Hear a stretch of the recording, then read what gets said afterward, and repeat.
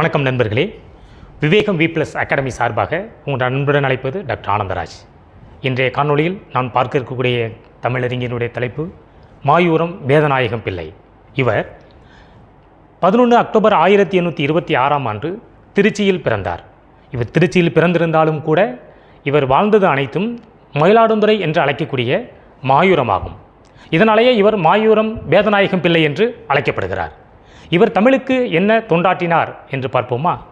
இவர் 1805 முதல் 1861 வரை 56 ஆண்டுகள் காலம் வெளிவந்த கோர்ட் தீர்ப்புகளை தமிழில் மொழிபெயர்த்து சித்தாந்த சங்கிரகம் என்ற நூலாக வெளியிட்டுள்ளார்.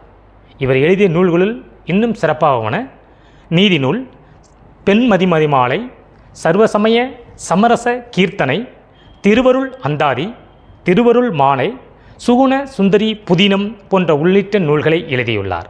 இவர் ராமலிங்க வள்ளலார், திருவாடுதுறை சன்னிதானம், சுப்பிரமணிய தேசிகர் போன்ற கவிஞர்கள் வாழ்ந்த காலத்தில் வாழ்ந்த ஒரு கவிஞராவார்.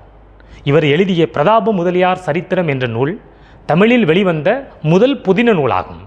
இவர் வேற யாரும் இல்லைங்க, தமிழில் இசையமைப்பாளரும் நடிகருமான விஜய் ஆண்டனியுடைய கொள்ளு தாத்தா ஆவார். நன்றி நண்பர்களே. இன்றைய காணொளியில் மாயூரம் வேதநாயகம் பிள்ளை என்ற கவிஞரை பற்றி அறிந்தோம். வரும் காணொளியில் வேறொரு தமிழ் அறிஞர்களை பற்றி பார்ப்போம்.